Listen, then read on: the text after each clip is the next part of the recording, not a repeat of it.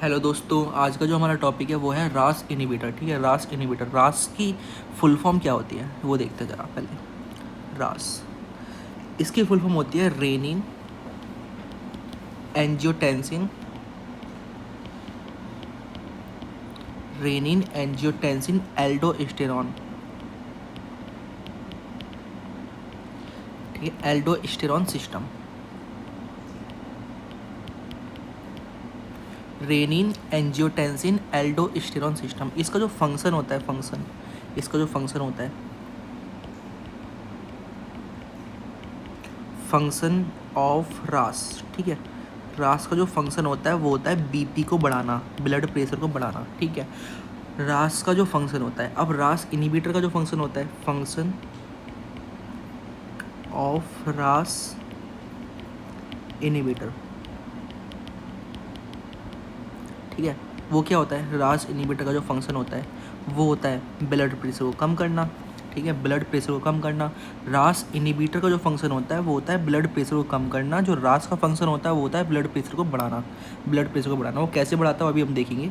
ठीक है, मतलब जो रास इनहिबिटर वो किस में यूज़ होगा, हाइपरटेंशन में। ठीक है, ये क्या हमारे पास एंटी हाइपरटेंसिव है, एंटी हाइपरटेंसिव। ठीक है, एंटी हाइपरटेंसिव। ठीक है, रास इनहिबिटर क्या होता है, एंटी हाइपरटेंसिव होता है। रास इनहिबिटर क्या होता है, एंटी हाइपरटेंसिव होता है। ठीक है, एंटी हाइपरटेंसिव। अब जरा देखते हैं कि ये कैसे कैसे बीपी को बढ़ाता है, बीपी को कैसे कम करता है। ठीक है, सुनो सुनो। सपोज दैट कि देखो, यहाँ पे देखते हैं पहले, सुनो। ये है मेरे पास लीवर। ठीक है, ये है मेरे पास लीवर। ठीक है, लीवर से, लीवर में एक एक चीज़ बनती है जिसका नाम होता है एंजियोटेंसिनोजन।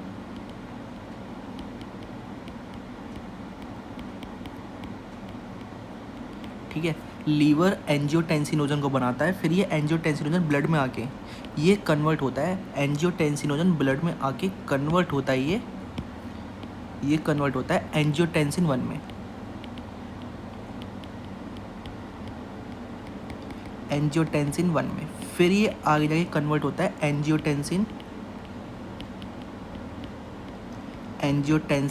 2 में। ठीक है, फिर से सुन लो, बहुत आसान है। लीवर एंजियोटेंसिनोजन बनाता है, फिर जो एंजियोटेंसिनोजन है कन्वर्ट होता है एंजियोटेंसिन 1 में, ये फर्दर कन्वर्ट होगा एंजियोटेंसिन 2 में। ठीक है, अब ये काम कौन कर रहा है, एंजियोटेंसिनोजन को एंजियोटेंसिन 1 में कौन कन्वर्ट कर रहा है, वो कर रहा है रेनिन। ठीक है, रेनिन वो कन्वर्ट करता है, रेनिन। ठीक है, रेनिन कन्वर्ट करता है। ठीक है, अब जो एंजियोटेंसिन 1 है वो एंजियोटेंसिन 2 में कन्वर्ट हो जाता है, ये कौन करता है, ये करता है एस। ठीक है, एस की मैं फुल फॉर्म यहाँ लिखता हूँ। ठीक है, एस की जो फुल फॉर्म होती है वो होती है एंजियोटेंसिन कन्वर्टिंग एंजाइम। ठीक है, फिर से सुन लो, बहुत आसान है। लीवर एंजियोटेंसिनोजन को बनाता है, एंजियोटेंसिनोजन कन्वर्ट होता है एंजियोटेंसिन 1 में, फिर ये फर्दर कन्वर्ट होगा एंजियोटेंसिन 2 में। ठीक है, पहला जो कन्वर्जन हो रहा है वो कंट्रोल करेगा रेनिन, और जो सेकंड कन्वर्जन है वो कंट्रोल करेगा एस। ठीक है, एस एंजाइम होता है, एंजियोटेंसिन कन्वर्टिंग एंजाइम। ठीक है, अब मान लो कोई पेशेंट है। ठीक है, कोई पेशेंट है जिसका बीपी हो गया कम। ठीक है, ये रहा ब्रेन, ये ब्रेन बीपी हो गया कम। फिर क्या होता है कि बीपी कम होने के बाद ब्रेन जो है वो एक्टिवेट हो जाता है। ठीक है, बीपी कम होने के बाद क्या होता है, ब्रेन जो एक्टिवेट हो जाता है। ये क्या काम करेगा, सिंपैथेटिक स्टिमुलेशन को रिलीज़ करेगा। ठीक है, रिलीज़ करेगा क्या, सिंपैथेटिक स्टिमुलेशन को। ठीक है, रिलीज सिंपैथेटिक स्टिमुलेशन। ठीक है, सिंपैथेटिक स्टिमुलेशन को रिलीज़ करेगा, कौन करेगा, ब्रेन करेगा। ब्रेन सिंपैथेटिक स्टिमुलेशन को रिलीज़ करेगा जब बीपी कम हो जाएगा। ठीक है, जब बीपी कम हो जाएगा, इस स्टिमुलेशन की वजह से, ये जो स्टिमुलेशन है, इस स्टिमुलेशन की वजह से जो किडनी के पास जो आईजी सेल है उसके पास होता है बीटा 1 रिसेप्टर, वो हो जाएगा एक्टिवेट। ठीक है, क्या होगा, एक्टिवेशन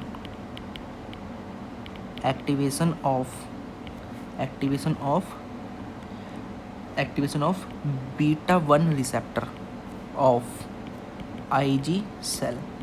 ठीक है, beta one receptor of IG cell of kidney. ठीक है, जो किडनी के पास आईजी सेल है उनके पास होता है बीटा वन रिसेप्टर, वो हो जाएंगे एक्टिवेट। ये क्या काम करेंगे, ये करेंगे रेनिन को प्रोड्यूस, रेनिन को प्रोड्यूस। ठीक है, रेनिन को प्रोड्यूस करेंगे ठीक है, ये करेंगे रेनिन को प्रोड्यूस। ठीक है, ये जो रेनिन आया था वो यहीं से आया था। ठीक है, ये जो रेनिन आया था वो यहीं से आया था। ठीक है, और सुनो अब फिर इसका एक और काम हो रहा है, जो स्टिमुलेशन है, सिंपैथेटिक स्टिमुलेशन जो है, इसका एक काम हो रहा है, वो काम ये रहा। ठीक है, ये जो लंग्स में जो एंडोथीलियल सेल्स हैं उनको एक्टिवेट करता है। ठीक है, activation of endothelial cell of lung. ठीक है, लंग में जो एंडोथीलियल सेल्स हैं उनका एक्टिवेशन करेगा, जिसकी वजह से क्या होगा, एस प्रोड्यूस होगा। ठीक है, एस क्या होगा, एस प्रोड्यूस होगा। ठीक है, एस प्रोड्यूस होगा। जो एस आया था, ये वाला एस, ये यहीं से आया था। ठीक है, ये आया था यहीं से। ठीक है, फिर से सुन लो, बहुत आसान है। लीवर जो बनाता है वो बनाता है एंजियोटेंसिनोजन। ठीक है, एंजियोटेंसिनोजन बनाता है लीवर। ठीक है, लीवर क्या बनाता है, एंजियोटेंसिनोजन। मैं यहाँ पे ज़रा हाईलाइट कर लेता हूँ।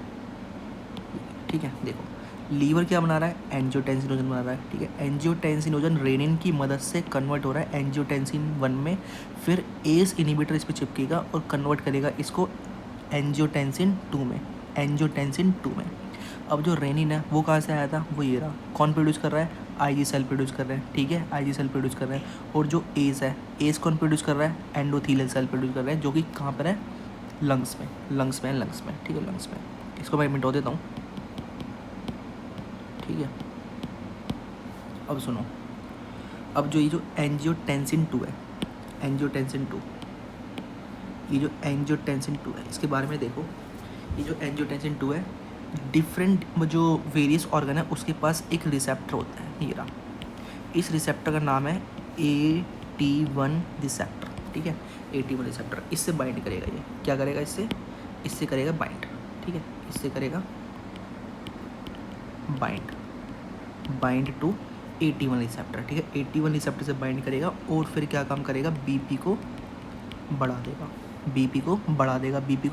ठीक है, बीपी बढ़ गया। पहले क्या था, बीपी कम था, अब क्या हो गया, बीपी बढ़ गया। सिंपल, पहले क्या था, बीपी कम था, हो गया बीपी इंक्रीज। ठीक है, अब हो गया बीपी इंक्रीज। पहले बीपी कम था, अब हो गया बीपी इंक्रीज। ये क्या है हमारे पास, ये है ऑर्गन, ये है हमारे पास ऑर्गन। ठीक है, अब सुनो कुछ, अब देखो इसका क्लासिफिकेशन देखते हैं। ठीक है, एस इनिबिटर का क्लासिफिकेशन, अब देखते हैं इसका क्लासिफिकेशन।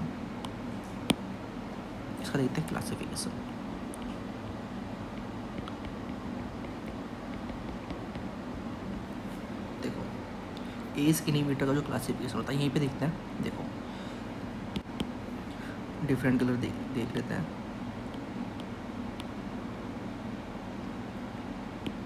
देखो सुनो, हमको बीपी बढ़ाना है। ठीक है, बीपी बढ़ाना है। ठीक है, अगर किसी पेशेंट का बीपी पहले से बढ़ा हुआ है, उसको कम करना है, तो हमें इसका प्रोडक्शन कम करना होगा। सिंपल सी बात है। इसका कैसे प्रोडक्शन कम होगा, एक तो ये है कि इसको ख़त्म कर दो, दूसरा ये है इसको ख़त्म कर दो। ठीक है, पहला क्या है हमारे पास, पहला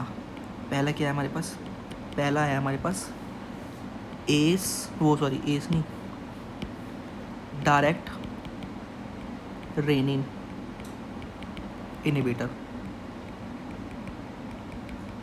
ठीक है, पहला क्या है हमारे पास, डायरेक्ट रेनिन इनिबिट कर दो रेनिन को। ठीक है, दूसरा क्या है हमारे पास, एस इनिबिटर।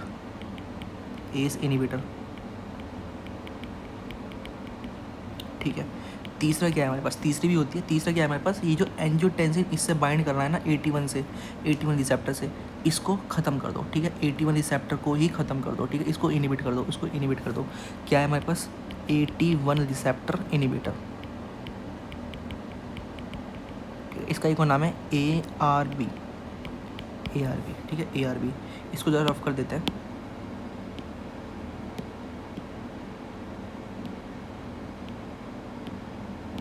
ठीक है, ये हो गया, इसको बोलते हैं ARB। ओके, अब सुनो, जो डायरेक्ट रेनिन इनिबिटर है इसमें तो सिर्फ एक ही ड्रग आती है, इसमें तो सिर्फ एक ही ड्रग आती है। उस ड्रग का नाम है एलिस्काइरिन। ठीक है, एलिस्काइरिन, ठीक है, एलिस्काइरिन जो हमारे पास एस इनिबिटर है, इसमें आती है कौन सी ड्रग? प्रिल वाली, प्रिल। ठीक है, प्रिल वाली ड्रग आती है जिनका सफिक्स होता है प्रिल। ठीक है, जैसे कि हमारे पास है एग्जाम्पल के लिए लिसिनोप्रिल, कैप्टोप्रिल, और भी बताएंगे आगे। ठीक है, लिसिनोप्रिल, कैप्टोप्रिल, रामिप्रिल भी होता है, काफ़ी होती है, बताएंगे अभी आगे, काफ़ी सारी हैं। जो 81 रिसेप्टर है उसके अंदर आती है हमारे पास सार्टन। ठीक है, सार्टन आती है इसके अंदर, जैसे कि हमारे पास हो गया एग्जाम्पल के लिए लो सार्टन, टेलमी सार्टन। ठीक है, ये ड्रग होती है, लो सार्टन हो गया, टेलमी सार्टन हो गया। ठीक है, ये ड्रग आती है इसके अंदर। ओके, देखो कुछ अदर ड्रग्स भी होती हैं, कोई दूसरी ड्रग्स भी होती हैं जो रेनिन का प्रोडक्शन कम करती है। ठीक है, कुछ दूसरी ड्रग्स भी होती हैं। ठीक है, मैं यहाँ पे लिखता हूँ अदर ड्रग्स। ठीक है,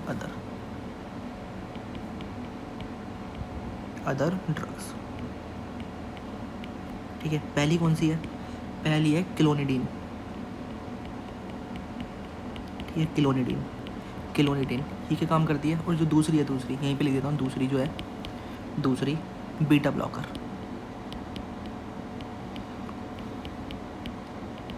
ठीक है, पहली है क्लोनिडीन, दूसरी बीटा ब्लॉकर। ये अदर ड्रग्स हैं जो रेनिन का प्रोडक्शन कम करती है। कैसे कम करती हैं देखते हैं ज़रा। देखो, जो क्लोनिडीन है ये एक्ट करती है, act on alpha 2A receptor पर। अल्फ़ा 2A रिसेप्टर पर एक्ट करती है कौन? क्लोनिडीन। अब अल्फ़ा 2A रिसेप्टर पर एक्ट करती है तो ये क्या करती है? सिंपैथेटिक डिस्चार्ज जो ब्रेन से निकल रहा है, उसको डिक्रीज कर देगी। ठीक है, decrease sympathetic discharge from brain से जो सिंपैथेटिक डिस्चार्ज निकल रहा है उसको क्या कर देगी? डिक्रीज कर देगी। फिर से सुन लो, क्लोनिडीन एक्ट करती है अल्फ़ा 2A रिसेप्टर पर एक्ट करती है, जिसकी वजह से क्या होगा? सिंपैथेटिक डिस्चार्ज जो ब्रेन से निकल रहा है वो हो जाएगा कम, और जो रेनिन प्रोडक्शन है वो भी कम हो जाएगा। Decrease renin production.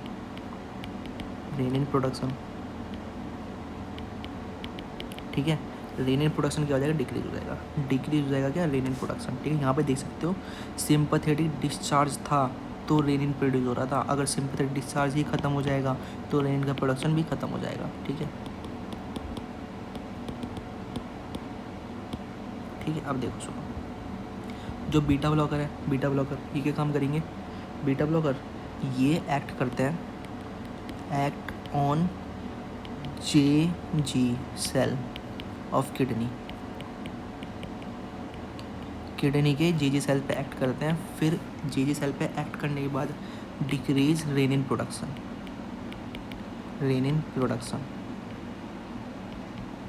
ठीक है, रेनिन का प्रोडक्शन डिक्रीज कर देंगे। JG सेल पे एक्ट करते हैं, एक्ट होने के बाद JG सेल पे रेनिन का प्रोडक्शन क्या कर देंगे? डिक्रीज कर देंगे। पहले हम बात करेंगे इसकी, ठीक है, इसकी डायरेक्ट रेनिन इनिबिटर एलिस्कारिन की बात करते हैं। ठीक है, एलिस्कारिन की हमारे पास क्या है? Direct renin inhibitor. इसके अंदर जो ड्रग आ रही है उसका नाम क्या है? इसके अंदर जो ड्रग आती है उसका नाम क्या है? ड्रग जो आती है इसके अंदर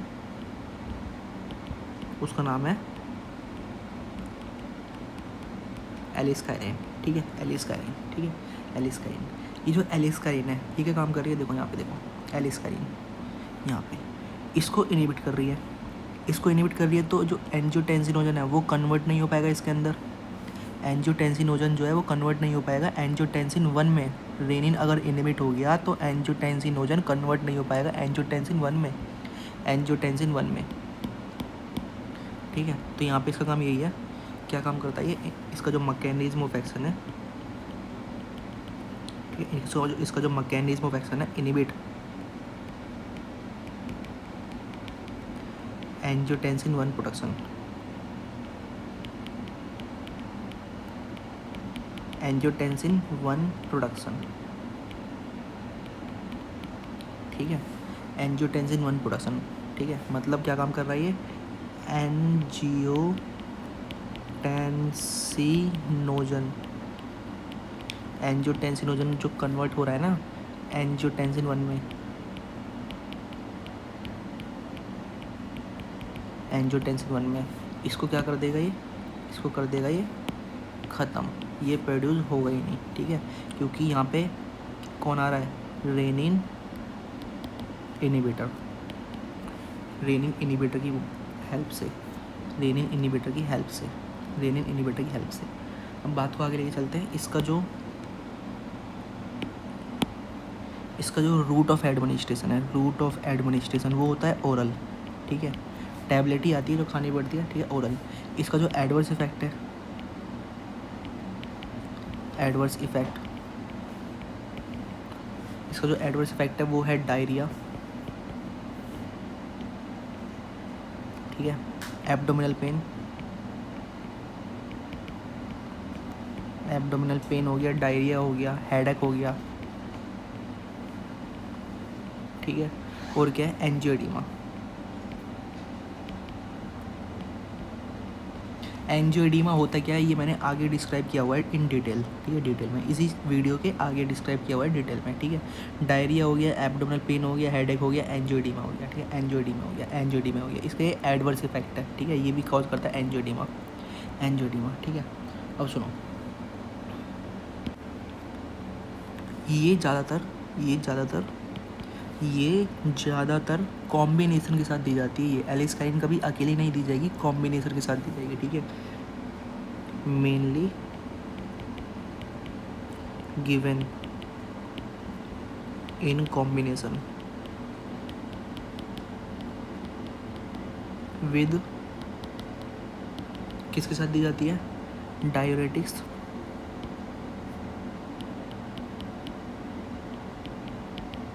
डायूरेटिक्स, एस इनहिबिटर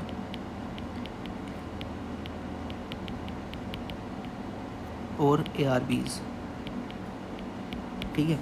ARBs हो गए, डायूरेटिक्स हो गए, और क्या हो गए, एस इनहिबिटर, इन सब के साथ ये दी जाती है। एस इनहिबिटर, ARBs और डायूरेटिक्स इनके साथ दी जाती है, इनके कॉम्बिनेशन के साथ दी जाती है, ठीक है, ओके।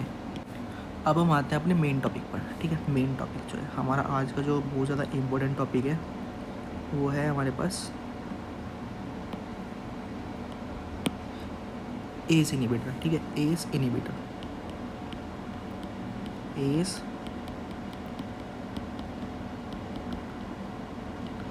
इनहिबिटर, ठीक है, एस इनहिबिटर पढ़ते हैं हम, एस इनहिबिटर, ठीक है। एस की तो फुल फॉर्म बताइए ना, एस को क्या बोलते हैं,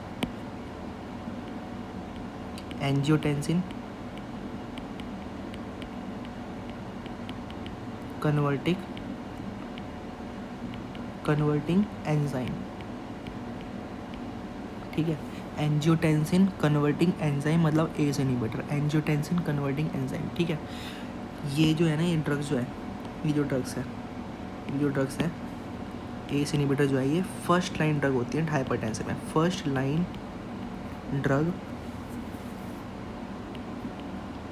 इन हाइपरटेंशन, ठीक है। हाइपरटेंशन में क्या है, ये फर्स्ट लाइन ड्रग है, ठीक है, फर्स्ट लाइन ड्रग होती है हाइपरटेंशन में। देखो सुनो, पहले हम इसका देखेंगे काम, ठीक है, एस इनहिबिटर का नहीं, एस का, एस एंजाइम क्या काम करता है, एस एंजाइम क्या काम करता है पहले हम वो देखेंगे, ठीक है। सुनो, देखो यहाँ देखते हैं, देखो जो एस एंजाइम है वो क्या काम करता है, जो एंजियोटेंसिन है ना,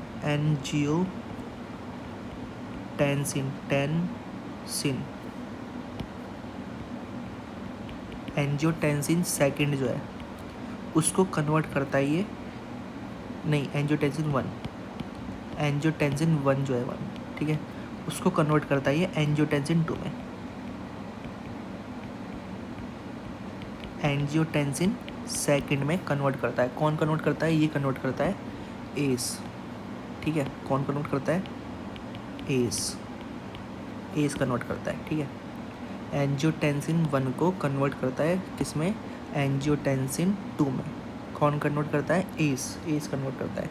अभी जो एंजियोटेंसिन 2 है ये एक्ट करता है ब्लड वेसल पे, ये एक्ट करता है हार्ट पे, ठीक है, और ये एल्डोस्टेरोन का रिलीज करवाएगा, ठीक है, रिलीज एल्डोस्टेरोन, ठीक है, एल्डोस्टेरोन का रिलीज करवाएगा और सिंपैथेटिक एक्टिविटी जो है उसको इंक्रीज करेगा, ठीक है, increase sympathetic activity, sympathetic activity को इंक्रीज करेगा, एल्डोस्टेरोन को रिलीज करवाएगा, हार्ट पे एक्ट करेगा, ब्लड वेसल पे एक्ट करेगा। ब्लड वेसल पर जब एक्ट करेगा ये तो ब्लड वेसल को क्या कराएगा, वेजो कंस्ट्रिक्शन, ठीक है, ब्लड वेसल वेजो कंस्ट्रिक्शन, ठीक है, ब्लड वेसल वेजो कंस्ट्रिक्शन, ठीक है, ब्लड वेसल को क्या कराएगा, वेजो कंस्ट्रिक्शन, ठीक है, ब्लड वेसल को क्या कराएगा, कंस्ट्रिक्शन कराएगा, ठीक है, ब्लड वेसल को क्या कराएगा, पूरा लिखता हूँ चलो, blood vessel constriction, blood vessel का कंस्ट्रिक्शन करवाएगा, ठीक है, जिसकी वजह से क्या होगा, पेरिफेरल रेजिस्टेंस वो बढ़ जाएगा, पेरिफेरल रेजिस्टेंस बढ़ जाएगा, increase peripheral resistance, peripheral resistance बढ़ जाएगा। जब ब्लड वेसल का कंस्ट्रिक्शन होगा तो पेरिफेरल रेजिस्टेंस बढ़ेगा ही बढ़ेगा, सिंपल सी बात है, जिसकी वजह से बीपी क्या होगा, बढ़ जाएगा, बीपी क्या होगा, बढ़ जाएगा, बीपी क्या होगा, बढ़ जाएगा, ठीक है, बीपी क्या होगा, बढ़ जाएगा। अब सुनो, जो एल्डोस्टेरोन है, एल्डोस्टेरोन इसका काम होता है कि ये वाटर और सोडियम का रिटेंशन करवाएगा, मतलब उसको यूरिन के थ्रू पास होने नहीं देगा, यूरिन के थ्रू पास होने नहीं देगा, यूरिन के थ्रू पास होने नहीं देगा।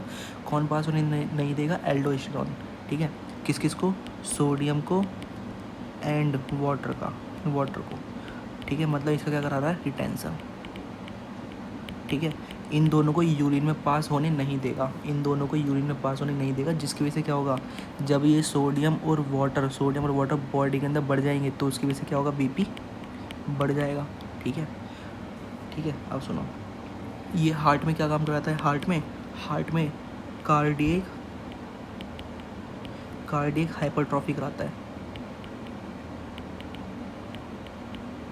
कार्डियक हाइपरट्रॉफी कराएगा और रीमॉडलिंग करवाएगा, एंड रीमॉडलिंग, ठीक है, कार्डियक हाइपरट्रॉफी करवाएगा, रीमॉडलिंग करवाएगा, जिसकी वजह से क्या होगा, बीपी बढ़ जाएगा, ठीक है, हार्ट तेज़ी से डरेगा, हार्ट वो तेज़ी से धड़केगा, जिसकी वजह से बीपी बढ़ जाएगा, ठीक है, सिंपैथेटिक एक्टिविटी बढ़ने की वजह से भी बीपी बढ़ता है, ठीक है, इसकी वजह से भी बीपी बढ़ता है। सिंपैथेटिक एक्टिविटी जैसे कि हमारे पास हो गया हार्ट रेट बढ़ना, बीपी बढ़ना, ये सारी सिंपैथेटिक एक्टिविटी होती है, स्वेटिंग आना, ठीक है, मतलब इसके अंदर क्या होता है कि जो सिंपैथेटिक नर्वस सिस्टम है वो एक्टिवेट हो जाएगा, सिंपैथेटिक नर्वस सिस्टम क्या हो जाता है, एक्टिवेट हो जाता है, जिसकी वजह से क्या होता है कि जो हार्ट रेट है, बीपी है, ये सब जो प्यूपिल डायलेट हो जाती है, ठीक है, ब्रोंकाई वो भी डायलेट हो जाएंगे, ब्लड ग्लूकोज भी बढ़ जाता है इसके अंदर, ठीक है, ये सिंपैथेटिक एक्टिविटी होती है सारी की सारी, ठीक है, मतलब फाइट और जो फ्लाइट रेस्पॉन्स होता है वही तो है, ये फाइट और फ्लाइट जो रेस्पॉन्स है वही तो है, ये सिंपल सी बात है। अब सुनो, देखो, हम पढ़ रहे हैं एस इनहिबिटर, ठीक है, हम पढ़ रहे हैं क्या, एस इनहिबिटर, ठीक है, एस इनहिबिटर पढ़ रहे हैं। अब हम पढ़ रहे हैं क्या, एस इनहिबिटर। अगर मैंने यहाँ पे एस एंजाइम को इनहिबिट कर दिया, एस एंजाइम को इनहिबिट कर दिया तो ये बनेगा, ये नहीं बनेगा, इस्पेक्ट होगा, इस्पेक्ट नहीं होगा, इस्पेक्ट होगा, इस्पेक्ट नहीं होगा, एल्डोस्टेरोन निकलेगा, नहीं निकलेगा, सिंपैथेटिक एक्टिविटी डिक्रीज हो जाएगी, जिसकी वजह से क्या होगा, बीपी नॉर्मल हो जाएगा, ठीक है, बीपी क्या हो जाएगा, डिक्रीज हो जाएगा, मतलब नॉर्मल आ जाएगा, जिस पेशेंट के अंदर बढ़ रहा है, जिस पेशेंट के अंदर बीपी बढ़ रहा है वो नॉर्मल हो जाएगा, सिंपल सी बात है, समझ गए ना क्या कर रहा हूँ मैं। अगर एस एंजाइम को ही हम इनहिबिट कर देंगे तो ना ब्लड वेसल पे एक्ट करेगा एंजियोटेंसिन सेकंड, ना ही हार्ट पे एक्ट करेगा, ना ही एल्डोस्टेरोन को रिलीज़ करवाएगा, ठीक है, जिसकी वजह से क्या होगा, बीपी कम, बीपी कम, बीपी कम, सिंपल, ठीक है, इसको रफ कर रहा हूँ मैं।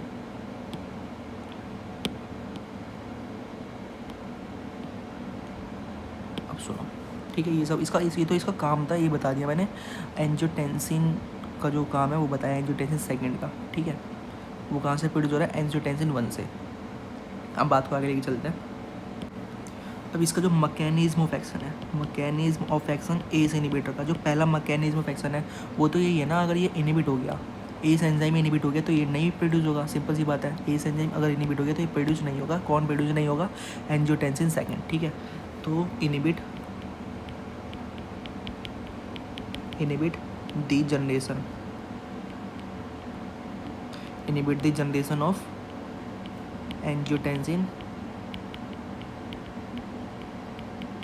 सेकेंड। एंजियोटेंसिन सेकेंड जो प्रोड्यूस हो रहा है, जो जनरेट हो रहा है, वो इनिबिट, उसका इनिबिशन।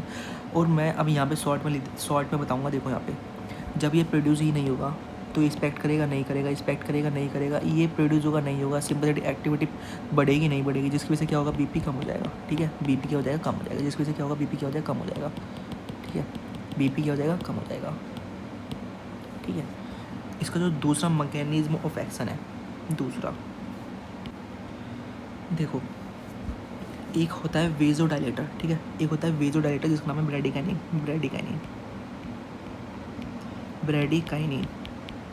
ठीक है। ब्रैडिकाइनिन क्या है? वेजो डायलेटर है।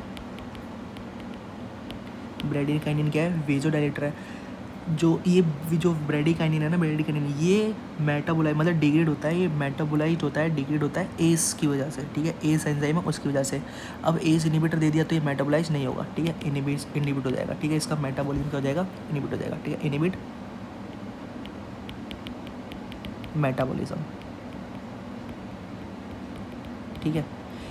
फिर से सुन लो, जो एस एंजाइम है वो इसका मेटाबॉलिज्म कराता है, किसका? ब्रैडिकाइनिन का। अगर एस एंजाइम ही नहीं रहेगा, वो इनिबिट हो गया तो इसका मेटाबॉलिज्म नहीं होगा, ठीक है। ब्रैडिकाइनिन का मेटाबॉलिज्म नहीं होगा। अब आगे इसके अंदर ना कॉम्प्लिकेशन आती है। अगर ये बढ़ता रहेगा बॉडी में, ये तो इनिबिट हो गया ना, एस एंजाइम जो उसको डिग्रेड कर रहा है, जो उसको मेटाबॉलिज्म कर रहा है, जिसका मेटाबॉलिज्म कर रहा है, वो तो खत्म हो गया एंजाइम। अब क्या होगा कि ब्रैडिकाइनिन का लेवल बढ़ता रहेगा। तो उसके बाद क्या होगा वो हम आगे देखेंगे, आगे आइए, ठीक है। आगे देखेंगे उसकी वजह से क्या होगा। थर्ड सुनो, जो प्रोस्टाग्लैंडिन है, पूरा लिखता हूँ,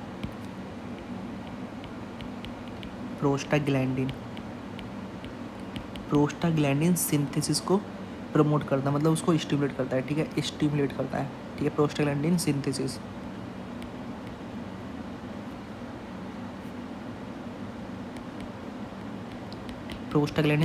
को क्या कराएगा? स्टिमुलेट कराएगा, ठीक है। प्रोस्टाग्लैंडिन सिंथेसिस का स्टिमुलेशन करता है ये। कौन करता है? ये करता है एस इनिबिटर, ठीक है। S inhibitor, okay. और जो ये प्रोस्टाग्लैंडिन है ना, ये भी हमारे पास क्या है? वेजो डायलेटर है, ठीक है। अब सुनो, अब बात को आगे लेके चलते हैं। यहाँ पे लिख देता हूँ, चलो, सारी की सारी ड्रग्स, इसकी जो सारी की सारी ड्रग्स आती है ना, वो कौन सी है, कितनी है, क्या है क्या नहीं है, वो मैं यहाँ पे लिखता हूँ, ठीक है, अलग पेन से। चलो इससे लिखते हैं, ठीक है। इसके अंदर जो ड्रग्स आती है, ठीक है। ड्रग्स मैं सीधी लाइन से लिखूँगा, ठीक है। पहली आती है कैप्टोप्रिल, अलग कलर से लिखते हैं, चलो,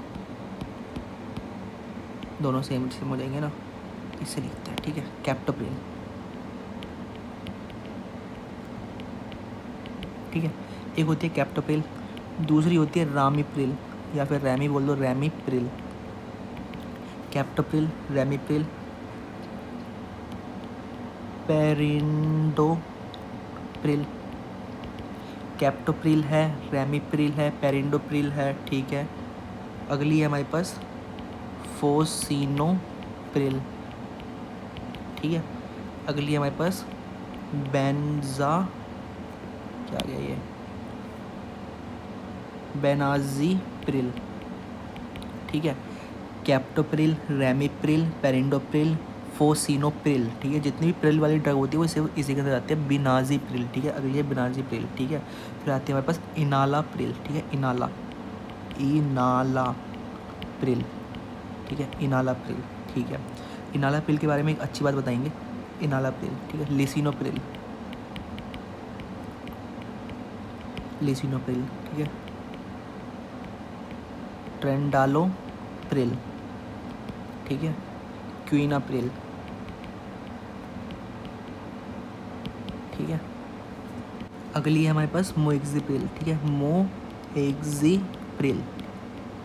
ठीक है, अब सुनो कौन कौन सी है हमारे पास। कैप्टोप्रिल है, रामीप्रिल है, प्रेंडोप्रिल है, फोसिनोप्रिल है, बिनाजीप्रिल है, इनालाप्रिल है, लिसिनोप्रिल है, ट्रेंडालोप्रिल है। ठीक है, ट्रेंडालोप्रिल है, क्विनोप्रिल है, क्विनो सॉरी क्विना है। ठीक है, क्विनाप्रिल। ठीक है, मोएक्सिप्रिल। इतनी सारी ड्रग है। इसकी एक छोटी सी ट्रिक है, मतलब वो तो मैंने उसी तरीके से याद किया है, वो बता देता हूँ मैं। वो है हमारे पास CRPF belt, BELT belt QM।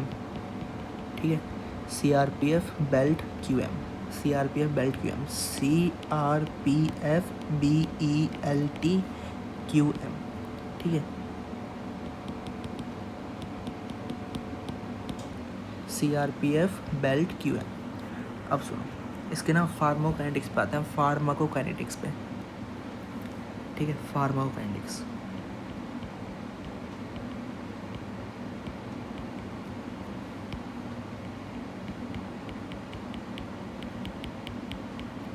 Pharmacokinetics. ठीक है, फार्माकोकाइनेटिक्स देखते हैं इसकी। फार्माकोकाइनेटिक्स, इसका जो रूट ऑफ एडमिनिस्ट्रेशन है वो है ओरल। ठीक है, ओरल रूट ऑफ एडमिनिस्ट्रेशन है हमारे पास ओरल। ठीक है, ये ना ये हाइपरटेंसिव क्राइसिस में यूज़ होती है। किस में यूज़ होती हैं? ये होती हैं हाइपरटेंसिव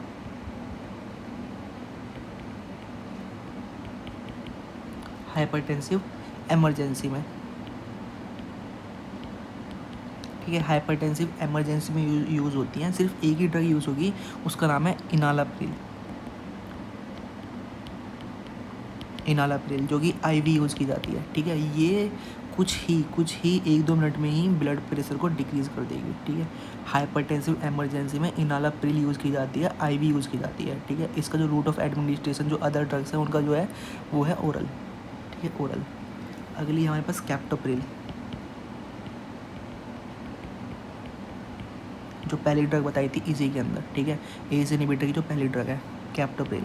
कैप्टोप्रिल का हमेशा खाना खाने से 1 घंटे पहले लेनी है। ठीक है, खाना खाने से 1 घंटे पहले लेनी है। क्यों लेनी है बताता हूँ अभी। Should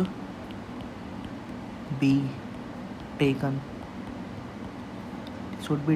1 hour before meal. ठीक है, खाना खाने से 1 घंटे पहले लेनी है। खाना खाने से 1 घंटे पहले लेनी है। क्यों लेनी है? बिकॉज जो फूड है इसका एब्जॉर्प्शन डिक्रीज़ कर देती है। ठीक है, डिक्रीज़ फूड, ऐसे नहीं, बिकॉज क्योंकि फूड डिक्रीज़ एब्जॉर्प्शन। ठीक है, जो फूड है वो क्या काम करती है, इसके एब्जॉर्प्शन को डिक्रीज़ कर देती है। अगली जो फार्माकोकाइनेटिक्स है यहाँ पे लिखता हूँ मैं। ये जो जितनी भी ड्रग्स हैं ये क्रॉस ब्लड ब्रेन बैरियर को। ठीक है, ब्लड ब्रेन बैरियर को क्रॉस करते हैं। ठीक है, और सुनो ये जो मेटाबोलाइज्ड होता है लीवर में, मेटाबोलाइज्ड इन लीवर में मेटाबोलाइज्ड होता है, लेकिन एक्सक्रीटेड होता है थ्रू किडनी।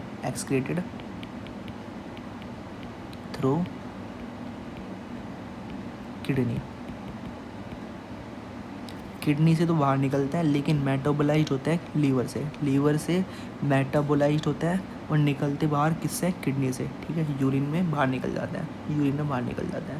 ठीक है, अब देखते हैं इसके एडवर्स इफेक्ट। ठीक है, एडवर्स इफेक्ट हम देखते हैं इसके एडवर्स इफेक्ट। ठीक है, एडवर्स इफेक्ट।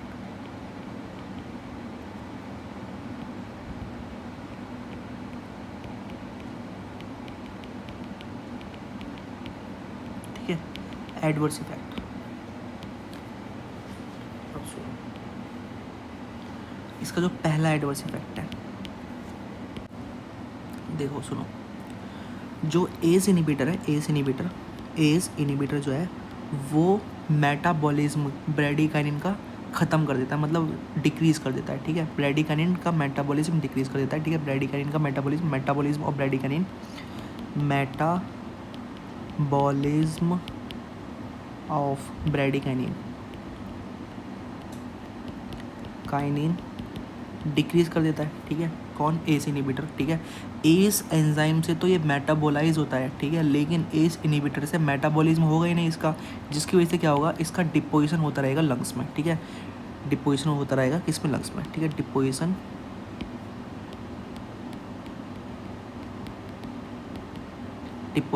ऑफ ब्रैडिकाइनिन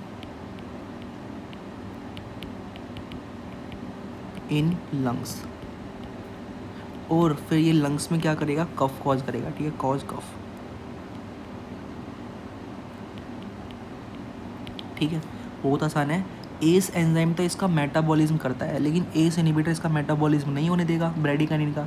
अगर ब्रैडिकाइनिन का मेटाबॉलिज्म नहीं होगा तो इसका जो लेवल है लंग्स में बढ़ जाएगा, जिसकी वजह से क्या होगा, कफ, कफ होगा, कफ होगा, कफ। और ये कफ कोई नॉर्मल कफ नहीं है, ड्राई कफ, ड्राई कफ। अगर एस इनिबिटर कोई आदमी, कोई पेशेंट लेता है, कोई पेशेंट अगर एस इनिबिटर लेता है और उसको कफ आने लगता है, तब क्या काम करना है, तब स्टॉप कर देनी है एस इनिबिटर, ठीक है, स्टॉप, सॉरी, हाँ, एस इनिबिटर, ठीक है, स्टॉप कर देंगे एस इनिबिटर और स्टार्ट करनी है, स्टार्ट ARBs, ठीक है, जो सार्टन बताई थी ऊपर, ठीक है, टेलमिसार्टन, लोसार्टन, ठीक है, ये सब स्टॉप कर देंगे एस इनिबिटर और ARBs को स्टार्ट करना है, ठीक है, स्टॉप कर देंगे एस इनिबिटर और ARBs को स्टार्ट करना है जब उसको कफ आने लगेगा, ड्राई कफ। सेकंड हम देखते हैं, सेकंड यहाँ पे देखते हैं, सेकंड है एंजियोएडिमा,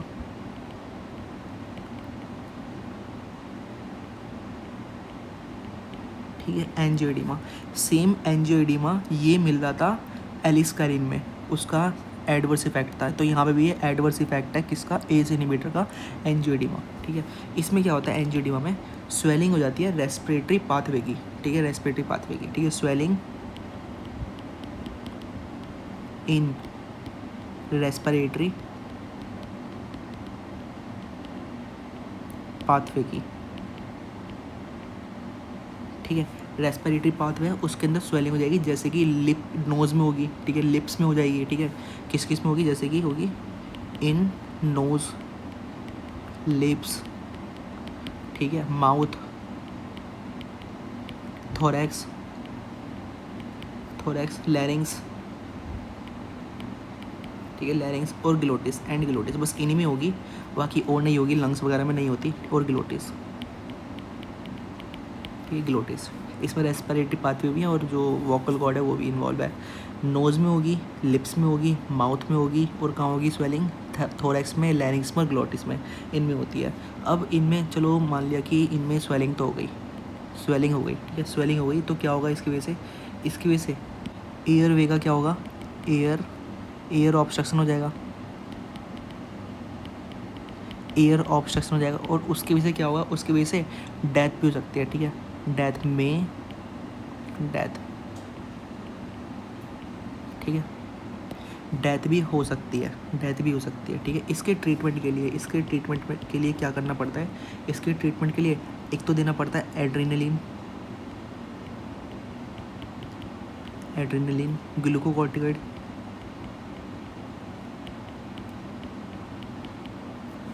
ठीक है, और एंटीहिस्टामिन,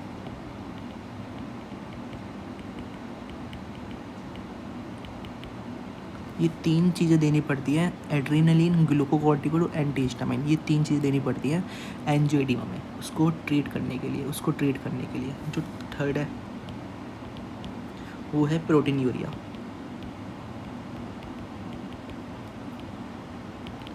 अगर किसी पेशेंट को प्रोटीन यूरिया, ये पहली बात तो रेयर होता है, ठीक है, ये क्या होता है, रेयर होता है, ये होता है रेयर। अगर किसी पेशेंट को ये मिलता भी है तो क्या काम करना है, स्टॉप कर देनी है ड्रग्स, स्टॉप एस इनिबिटर, ठीक है, एस इनिबिटर, और स्टार्ट करनी है ARBs, ठीक है, ARBs स्टार्ट करनी है और स्टॉप कर देनी है क्या, एस इनिबिटर, ठीक है, एस इनिबिटर को स्टॉप कर देना, ठीक है, एस इनिबिटर को स्टॉप कर देना।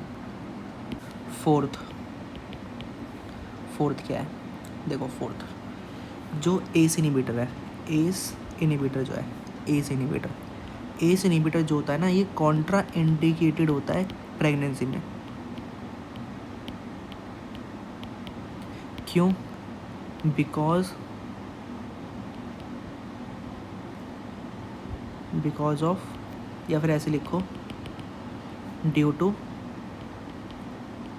Teratogenic effect.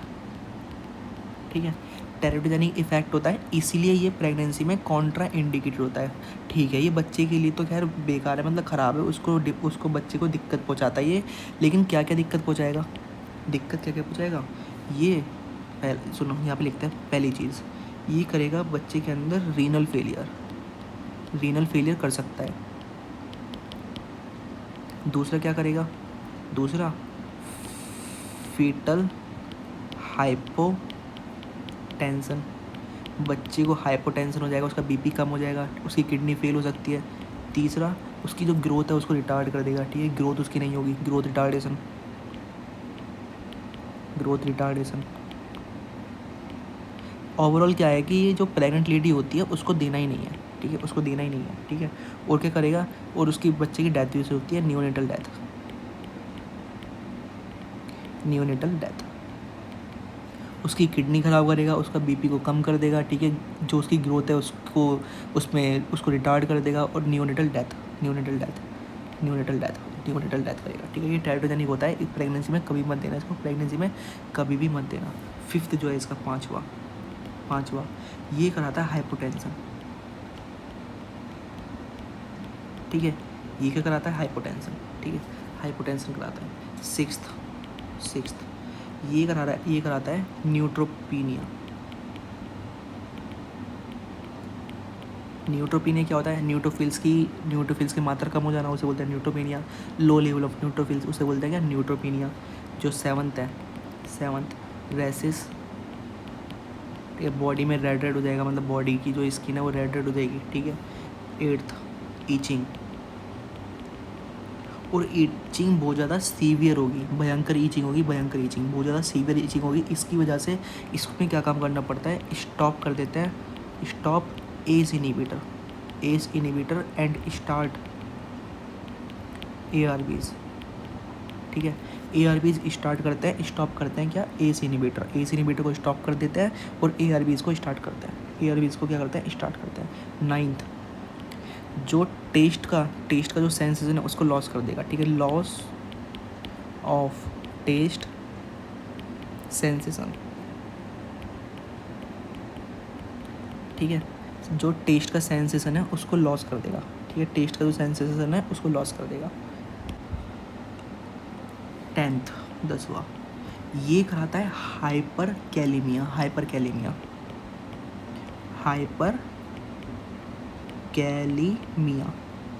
ठीक है, हाइपर कैलेमिया क्या कराता है, ये हाइपर कैलेमिया कराता है, मतलब इंक्रीज पोटेशियम लेवल। ठीक है, पोटेशियम का लेवल बॉडी के अंदर बढ़ा देगा। ठीक है, पोटेशियम का लेवल बॉडी के अंदर बढ़ा देगा, लेकिन ये उन पेशेंट के अंदर होता है जिनकी किडनी ठीक से काम नहीं कर रही। ठीक है, जिनकी किडनी कमज़ोर है या फिर ठीक से काम नहीं कर रही, किसमें हो जाता है ये, इन रीनल इनसफिशियंसी। ठीक है, जिनकी किडनी ठीक से काम नहीं कर रही उन पेशेंट्स के अंदर ये जो पोटेशियम का लेवल है उनके अंदर बढ़ जाता है। और एंड उन पेशेंट के अंदर जो पोटेशियम स्पारिंग डायूरेटिक्स यूज़ कर रहे हैं, ये क्या हमारे पास डायूरेटिक्स है ना, पोटेशियम स्पारिंग डायूरेटिक्स जो यूज़ कर रहे हैं एस इनिबिटर के साथ। ठीक है, और किन के अंदर, potassium sparring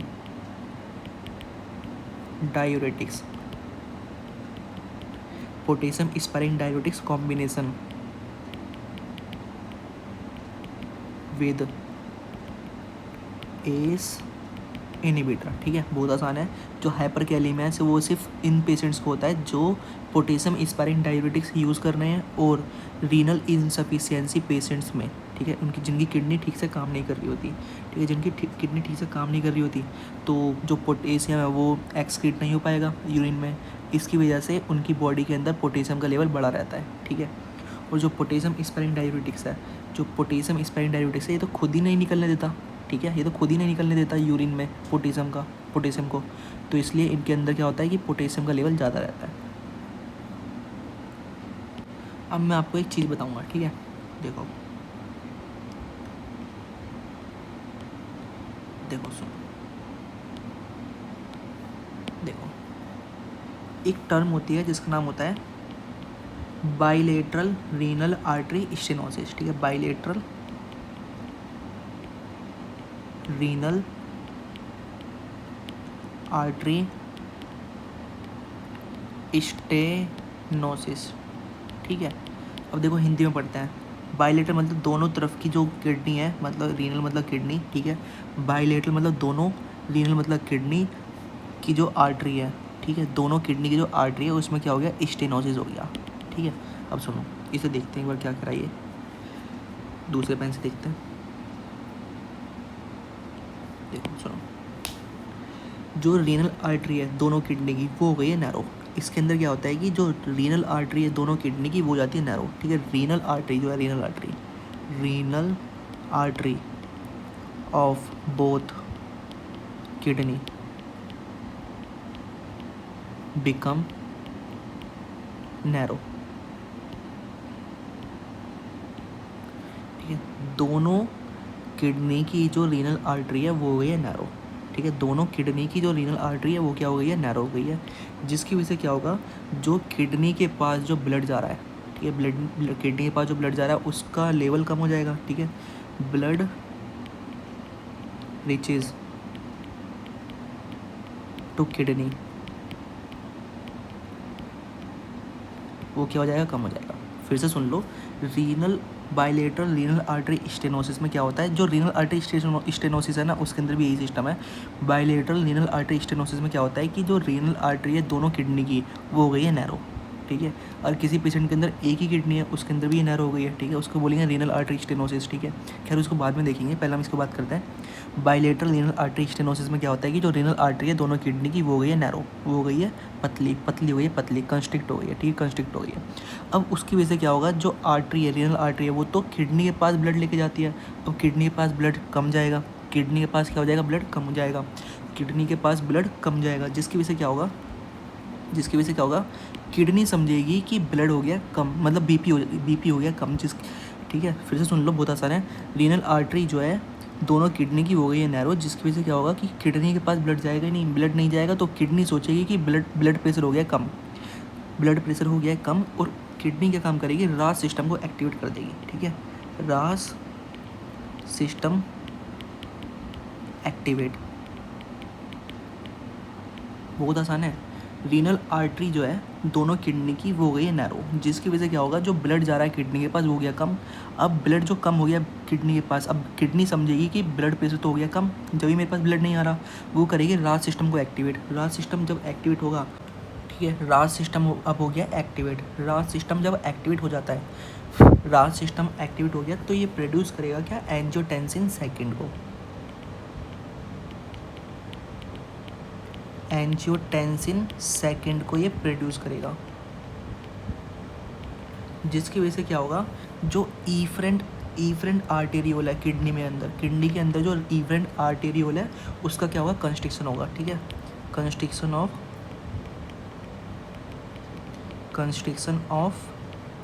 efferent arteriole, efferent arteriole है उसका क्या होगा, कंस्ट्रिक्शन होगा, जिसकी वजह से क्या होगा, जीएफआर बढ़ जाएगा, जीएफआर बढ़ जाएगा। बहुत आसान है, सुनो, देखो क्या हुआ, देखो दोनों किडनी के अंदर जो रीनल आर्टरी है वो हो गई है नैरो, जिसकी वजह से क्या होगा, जो ब्लड किडनी के पास जा रहा है वो कम जा रहा है। अब किडनी सोचेगी कि बीपी हो गया कम, ठीक है, यहाँ पे लिखता हूँ बीपी हो गया कम, ये सोचेगी, लेकिन ऐसा हुआ नहीं है, ठीक है, बीपी हो गया कम। अब क्या होगा, किडनी रास सिस्टम को एक्टिवेट करेगी, रास सिस्टम एक्टिवेट होगा, रास सिस्टम एक्टिवेट होगा तो एंजियोटेंसिन सेकेंड का प्रोडक्शन करेगा। फिर ये जो एंजियोटेंसिन है ये क्या काम करेगा, ईफरेंट आर्टेरियोल्स का कंस्ट्रिक्शन कराएगा, ईफरेंट आर्टेरियोल्स का कंस्ट्रिक्शन कराएगा, जिसकी वजह से क्या होगा, जीएफआर बढ़ जाएगा, जीएफआर बढ़ जाएगा। इसको मैं रफ कर देता हूँ, ठीक है, जीएफआर क्या हो जाएगा, बढ़ जाएगा, जीएफआर क्या हो जाएगा, बढ़ जाएगा। अब देखते हैं आगे, अब देखते हैं आगे, जीएफआर क्या हो जाएगा, बढ़ जाएगा, जीएफआर क्या हो जाएगा, बढ़ जाएगा, ठीक है, जीएफआर क्या हो जाएगा, बढ़ जाएगा। अब सुनो, अब जो एस इनिबिटर है, एस इनिबिटर, एस जो इनिबिटर है वो क्या काम करता है, वो क्या काम करता है, एस इनिबिटर, वो एंजियोटेंसिन का प्रोडक्शन कराता ही नहीं है, ठीक है, एंजियोटेंसिन का प्रोडक्शन नहीं कराएगा, डिक्रीज एंजियोटेंसिन सेकंड प्रोडक्शन। तो अब ये एंजियोटेंसिन प्रोड्यूस नहीं होगा तो कंस्ट्रिक्शन होगा इस आफ्रेंट आर्टिकल्स का, नहीं होगा तो जीएफआर बढ़ेगा, नहीं बढ़ेगा, सिंपल सी बात है। ठीक है, तो अब क्या होगा जब एंजियोटेंसिन का प्रोडक्शन नहीं होगा तो कंस्ट्रिक्शन ऑफ इफरेंट आर्टिकल नहीं होगा, मतलब इफरेंट आर्टिकल का क्या होगा, डायलिटेशन होगा। इफरेंट आर्टेरियल्स डायलेट, ये डायलेट कर जाएंगे, जिसकी वजह से क्या होगा, जीएफआर कम हो जाएगा और एक्यूट रीनल फेलियर हो जाएगा।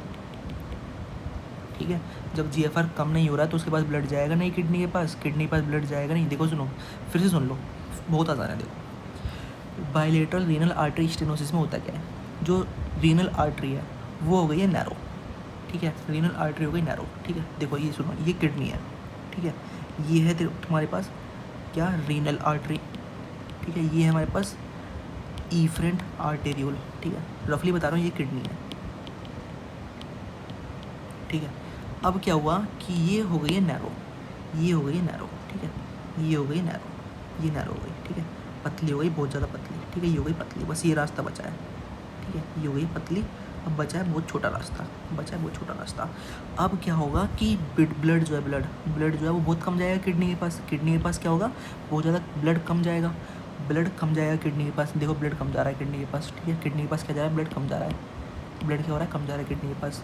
ठीक है, तो ब्लड जो ये किडनी सोचेगी कि बीपी हो गया है कम, इसलिए मेरे पास ब्लड नहीं आ रहा। तो अब क्या काम करेगी, ये करती है रास सिस्टम को एक्टिवेट। रास सिस्टम जब एक्टिवेट होगा तो एंजियोटेंसिन सेकंड प्रोडक्शन होगा। एंजियोटेंसिन सेकंड का प्रोडक्शन से क्या होगा, इफरेंट आर्टेरियोल्स की कंस्ट्रिक्शन हो जाएगी। ठीक है, इफरेंट आर्टेरियोल्स है उनका भी कंस्ट्रिक्शन हो जाएगा, जिसकी वजह से क्या हो जाएगा, जीएफआर बढ़ जाएगा, किडनी के पास भी ब्लड आएगा और निकलेगा भी नहीं। ठीक है, इतनी जल्दी बाहर, तो इसकी वजह से क्या हो जाएगा, जीएफआर बढ़ जाएगा। अब सुनो, अब क्या हुआ, अब दे दिया है एज इनहिबिटर। ठीक है, एज इनहिबिटर पेशेंट को दे दिया गया है। अब क्या होगा, एज इनहिबिटर जब पेशेंट को दे दिया गया है, ठीक है, एज इनहिबिटर पेशेंट को दे दिया गया है, तो एंजियोटेंसिन का प्रोडक्शन नहीं होगा, ये प्रोड्यूस नहीं होगा, तो जो इफरेंट आर्टिकल कंस्ट्रिक्ट होगी, ये कंस्ट्रिक्शन इसका नहीं होगा, जिसकी वजह से क्या होगा, जीएफआर कम रहेगा, हमेशा कम रहेगा। किडनी के पास ब्लड जाएगा नहीं, किडनी के पास ब्लड नहीं जाएगा तो एक्यूट रीनल फेलियर हो जाएगा।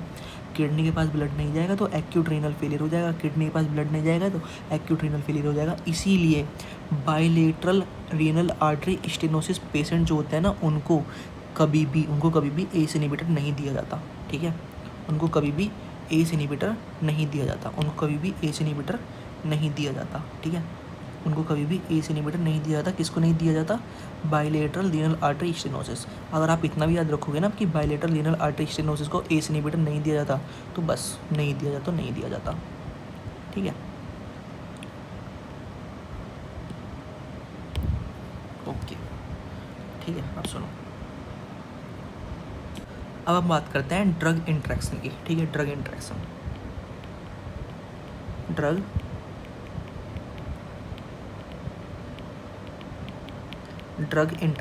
ठीक है, ड्रग इंट्रैक्शन, इसके अंदर जो पहला ड्रग इंट्रैक्शन है, फर्स्ट ड्रग इंट्रैक्शन जो है वो है एस इनहिबिटर को कभी भी मत देना। किसके साथ, पोटेशियम स्पारिंग डायूरेटिक्स के साथ। ठीक है, पोटेशियम स्पारिंग डायूरेटिक्स। ऐसा क्यों, क्योंकि ये क्या काम करता है, मैंने यहाँ पे बताया था कि ये करता है हाइपरकैलेमिया। ठीक है, हाइपरकैलेमिया। ठीक है, पोटेशियम स्पारिंग डायूरेटिक्स को कभी मत कंबाइन करना एस इनहिबिटर के साथ, क्योंकि ये हाइपरकैलेमिया करता है। अब क्यों करता है वो हम रीज़न यहाँ पे देखते हैं। ठीक है, यहाँ पे देखते हैं, सुनो, जो एस इनहिबिटर है, ये क्या काम करेगा, एंजियोटेंसिन सेकंड जो है ना उसका प्रोडक्शन कम कर देगा। दूसरे पेन से लिखते हैं, देखो जो एस इनहिबिटर है ये क्या काम करेगा, एंजियोटेंसिन सेकंड का जो प्रोडक्शन है उसको डिक्रीज़ कर देगा, ठीक है। वो प्रोड्यूस होगा ही नहीं, वो प्रोड्यूस नहीं होगा तो GFR क्या होगा, GFR कम रहेगा, जिसकी वजह से क्या होगा, पोटेशियम का एक्सक्रीशन कम रहेगा, ठीक है। पोटेशियम का एक्सक्रीशन होगा ही नहीं। फिर से सुन लो, जो एस इनहिबिटर है वो क्या काम करता है, एंजियोटेंसिन सेकंड का प्रोडक्शन कम कर देगा, एंजियोटेंसिन सेकंड का प्रोडक्शन कम कर देगा। यहाँ पे भी तो हमने ये सीखा था कि जो एस इनहिबिटर होता है वो एंजियोटेंसिन सेकंड का प्रोडक्शन कम कर देता है, ठीक है। अब यहाँ पे क्या होगा, अगर एंजियोटेंसिन सेकंड का प्रोडक्शन कम हो गया तो GFR कम हो जाएगा, GFR कम हो गया, GFR कम हो जाएगा तो पोटेशियम का एक्सक्रीशन होगा, नहीं होगा, पोटेशियम का एक्सक्रीशन नहीं होगा, पोटेशियम का एक्सक्रीशन नहीं होगा, जिसकी वजह से क्या होगा कि बॉडी के अंदर पोटेशियम बढ़ता रहेगा, बढ़ता रहेगा, बढ़ता रहेगा, क्या हो जाएगा, सीवियर हाइपरकैलेमिया हो जाएगा। और जो पोटेशियम स्पायरिंग डाययूरेटिक्स है ये तो निकलने ही नहीं देते ना, ये तो निकलने नहीं देते, ठीक है। डिक्रीज, ये तो पहले से पोटेशियम एक्सक्रीशन डिक्रीज रखता है, पोटेशियम जो भी स्पेलिंग देख लेना, पोटेशियम एक्सक्रीशन को निकलने ही नहीं देते, ठीक है। पोटेशियम एक्सक्रीशन होने नहीं देते ये पोटेशियम स्पायरिंग डाययूरेटिक्स। तो इसीलिए क्या काम करते हैं ये करते हैं सीवियर, दोनों ही दोनों मिलके क्या काम करते हैं, ये सीवियर हाइपरकैलेमिया, ठीक है। सीवियर हाइपरकैलेमिया करते हैं, क्या करते हैं, सीवियर हाइपरकैलेमिया। अब देखते हैं second interaction. Second, ACE inhibitor को कभी भी कंबाइन मत करना लिथियम के साथ, सेम रीज़न है, सेम।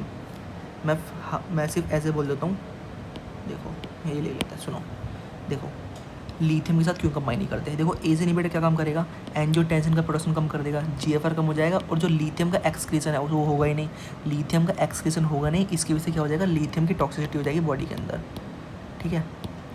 लिथियम की क्या हो जाएगी, कॉज लिथियम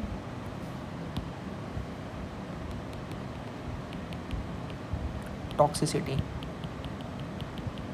अब लिथियम की टॉक्सिसिटी ये हम पढ़ेंगे हम एंटी डिप्रेसेंट मतलब बाइपोलर डिसऑर्डर में, बाइपोलर डिसऑर्डर में पढ़ेंगे कि लिथियम की टॉक्सिसिटी से होता क्या है, वहाँ पे कवर किया हुआ है मैंने, ठीक है। लिथियम की टॉक्सिसिटी से होता क्या है ये हम वहाँ पे पढ़ेंगे। अब देखते हैं थर्ड,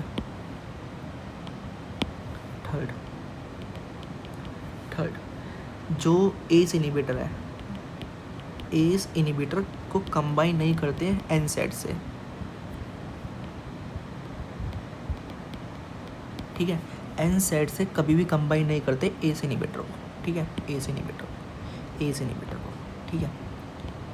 क्यों नहीं करते, सुनो आप, एस इनहिबिटर को कभी भी कंबाइन नहीं करते एनसेड से। जो एनसेड है, एनसेड ये क्या काम करता है, ये प्रोस्टाग्लैंडिन का सिंथेसिस को इनहिबिट कर देगा, ठीक है, इनहिबिट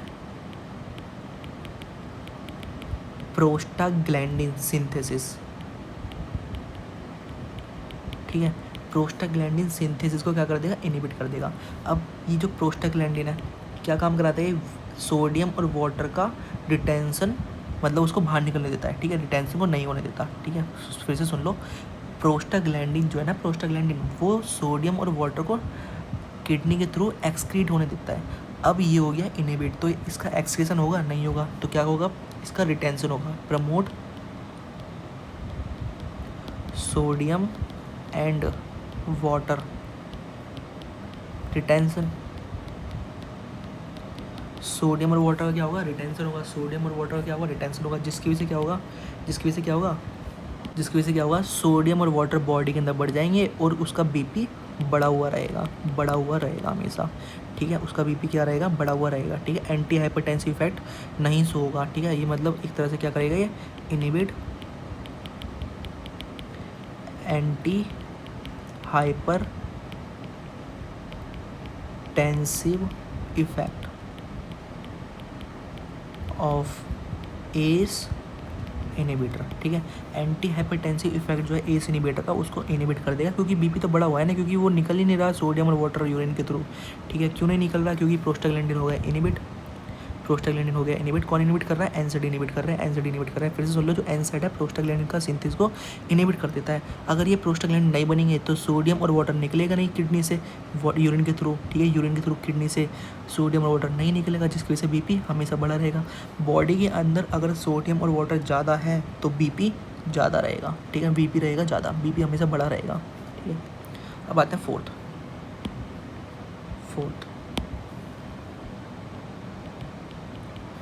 जो थायराइड है, थायराइड एस इनहिबिटर के साथ नहीं देते, ठीक है। थायराइड को एस इनहिबिटर के साथ कभी नहीं देते, थायराइड को एस इनहिबिटर के साथ कभी नहीं देते, ठीक है। क्यों नहीं देते? जो थायराइड होता है, थायराइड ये क्या काम करता है, ये देखो देखो एस इनहिबिटर क्या काम करता है, एस इनहिबिटर करता है बीपी को कम, बीपी को क्या करता है, कम करता है। अब जो थायराइड है वो क्या काम करेगा, वो क्या काम करेगा, लॉस कराएगा, लॉस ऑफ सोडियम का एंड वाटर का, सोडियम का और वाटर का लॉस कराएगा, जिसकी वजह से क्या होगा, हाइपोटेंशन होगा, ठीक है, हाइपोटेंशन होगा। ये कराता है ज़्यादा मात्रा में, इसीलिए हाइपोटेंशन होगा। इसलिए इन दोनों की वजह से क्या हो जाएगा, इन दोनों की वजह से, इसीलिए इन दोनों की वजह से होगा सीवियर हाइपोटेंशन, ठीक है, सीवियर हाइपोटेंशन होगा, सीवियर हाइपोटेंशन। अब हम आते हैं इसके थेराप्यूटिक यूज़ पर, ठीक है, थेराप्यूटिक यूज़ पर आते हैं, थेराप्यूटिक यूज़, थेराप्यूटिक यूज़,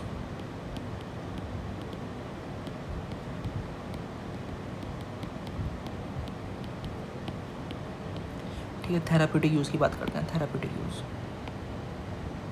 देखो इसका पहला थेराप्यूटिक यूज़ है वो ये है कि हमें, देखो हम क्या पढ़ रहे हैं, एस इनहिबिटर, ठीक है, एस इनहिबिटर ये क्या काम करता है, बीपी को कम करता है। तो हमेशा किस में दिया जाएगा, हाइपरटेंशन में दिया जाएगा, ठीक है, हाइपरटेंशन, हाइपरटेंशन।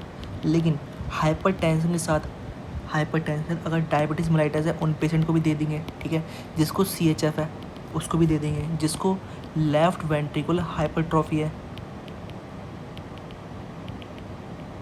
उसके अंदर ही बेनिफिट ये शो करेगा, ठीक है, बेनिफिशियल होता है उसके लिए भी, उसके लिए भी बेनिफिशियल होता है। बहुत आसान है, हाइपरटेंशन के साथ साथ डायबिटीज़ मेलाइटस है दे दो, CHF है दे दो, लेफ्ट वेंट्रिकुलर हाइपरट्रॉफी है वहाँ पे भी ये यूज़फुल होता है, वहाँ पे भी यूज़फुल होता है। और तो और जो पेरिफेरल वस्कुलर डिजीज़ होती है ना उसमें भी यूज़फुल होता है, पेरिफेरल वस्कुलर डिजीज़, ठीक है, पेरिफेरल वस्कुलर डिजीज़ है उसमें भी ये यूज़फुल होता है, पेरिफेरल वस्कुलर डिजीज़ में भी यूज़फुल होता है। लेफ्ट वेंट्रिकुलर हाइपरट्रॉफी है हाइपरटेंशन के साथ उसमें भी ये यूज़फुल होता है। CHF के साथ अगर हाइपरटेंशन है तो उसमें भी ये यूज़फुल होता है, उसमें भी ये यूज़फुल होता है, ठीक है। सेकंड, ये एक्यूट MI के अंदर भी अपना इफेक्ट्स, मतलब उसके अंदर ये यूज़ होता है, एक्यूट MI जो होता है ना उसके अंदर ये यूज़ होता है, एक्यूट MI के अंदर यूज़ होता है। तीसरा, डायबिटिक नेफ्रोपैथी,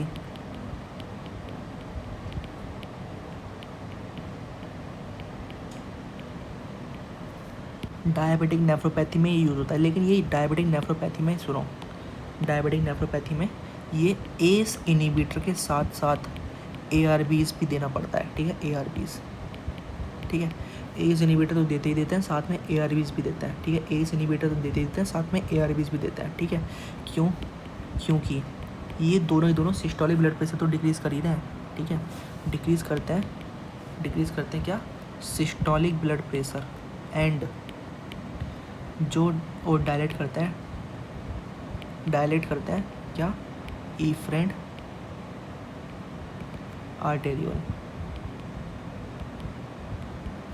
आर्टेरियल को डायलेट करते हैं, और जो सिस्टोलिक ब्लड प्रेशर है उसको डिक्रीज़ करते हैं। जिसकी वजह से क्या होगा, जब देखो ये अगर डायलेट हो गया, इफरेंट आर्टेरियल अगर डायलेट हो गया तो इसकी वजह से क्या होगा, GFR बढ़ जाएगा, GFR बढ़ने से क्या होगा, इंट्राग्लोमेरुलर प्रेशर जो है वो डिक्रीज़ हो जाएगा, ठीक है, इंट्राग्लोमेरुलर प्रेशर जो है वो डिक्रीज़ हो जाएगा, ठीक है, decrease intraglomerular pressure, intraglomerular pressure क्या हो जाएगा, ठीक है। GFR बढ़ने की वजह से क्या होता है, इंट्राग्लोमेरुलर प्रेशर डिक्रीज़ हो जाता है, इंट्राग्लोमेरुलर प्रेशर क्या हो जाता है, डिक्रीज़ हो जाता है। और जो किडनी है वो सेफ हो जाएगी और सर्वाइवल रेट बढ़ जाएगा, किडनी है वो सेफ हो जाएगी, सर्वाइवल रेट बढ़ जाएगा, ठीक है। डायबिटिक नेफ्रोपैथी में यही होता है, डायबिटिक नेफ्रोपैथी में एस तो देते हैं, साथ में ARBs भी देते हैं, ठीक है। दोनों क्या काम करते हैं, ये एसबीपी को कम करते हैं और इफरेंट आर्टेरियल्स को डायलेट करते हैं, जीएफआर बढ़ जाएगा, इंट्राग्लोमेरुलर प्रेशर कम हो जाएगा। और तो और ये दोनों के दोनों माइक्रो एल्बुमिन यूरियास को डिक्रीज करता है, ठीक है, डिक्रीज माइक्रो एल्बुमिन यूरिया को डिक्रीज करता है, माइक्रो एल्बुमिन यूरिया को डिक्रीज करता है, ठीक है। अगला जो इसका यूज़ है, अगला जो इसका यूज़ है फोर्थ, ये वाला कलर नहीं है,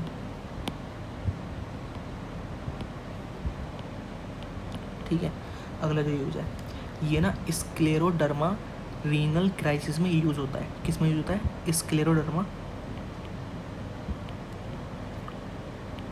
स्क्लेरोडर्मा रीनल क्राइसिस, ठीक है। स्क्लेरोडर्मा रीनल क्राइसिस होता क्या है अभी बताता है। वहाँ पे दिया जाता है एस इनहिबिटर, इसके अंदर दिया जाता है एस इनहिबिटर, ठीक है, एस इनहिबिटर दिया जाता है और ये सर्वाइवल रेट को बढ़ा देता है,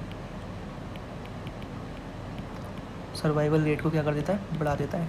एस इनहिबिटर दिया जाता है स्क्लेरोडर्मा रीनल क्राइसिस में, एस इनहिबिटर दिया जाता है, सर्वाइवल रेट को बढ़ा देता है ये। इसके अंदर होता क्या है?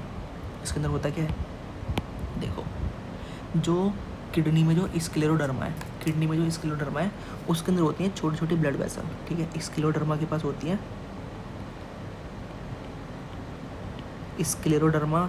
होती हैं, स्मॉल ब्लड वेसल। स्क्लेरोडर्मा के पास क्या होती हैं? स्मॉल ब्लड वेसल होती हैं और कनेक्टिव टिश्यू होता है, ठीक है, कनेक्टिव टिश्यू होता है। स्क्लेरोडर्मा है, उसके पास क्या होती हैं? स्मॉल ब्लड वेसल्स होती हैं और क्या होता है? कनेक्टिव टिश्यू होती है। इनके अंदर हो जाता है फाइब्रोसिस, ठीक है, फाइब्रोसिस हो जाता है। फाइब्रोसिस हो जाएगा जिसकी वजह से क्या होगा? जो रीनल आर्टरी है, बिकम नैरो, ठीक है, बहुत आसान है। स्क्लेरोडर्मा के पास होते हैं स्मॉल ब्लड वेसल्स और कनेक्टिव टिश्यू, इनके अंदर हो जाता है फाइब्रोसिस एक बार हो गया तो रीनल आर्टरी जो है वो नैरो हो जाती है। नैरो होने के बाद क्या होगा? ब्लड सप्लाई जो है किडनी की वो डिक्रीज हो जाएगी, blood supply to kidney decrease हो जाएगी। ब्लड सप्लाई अगर डिक्रीज हो जाएगी तो किडनी सोचेगी कि बीपी हो गया कम, तो वो क्या काम करती है? रास सिस्टम को एक्टिवेट करती है, एक्टिवेट हो जाता है रास सिस्टम। किडनी क्या सोचेगी कि बीपी हो गया है कम, तो ये रास सिस्टम को एक्टिवेट करती है। रास सिस्टम को एक्टिवेट करने के बाद क्या काम करती है? रास सिस्टम एक्टिवेट होने के बाद क्या होता है कि जो रेनिन का प्रोडक्शन है वो बढ़ जाएगा, रेनिन प्रोडक्शन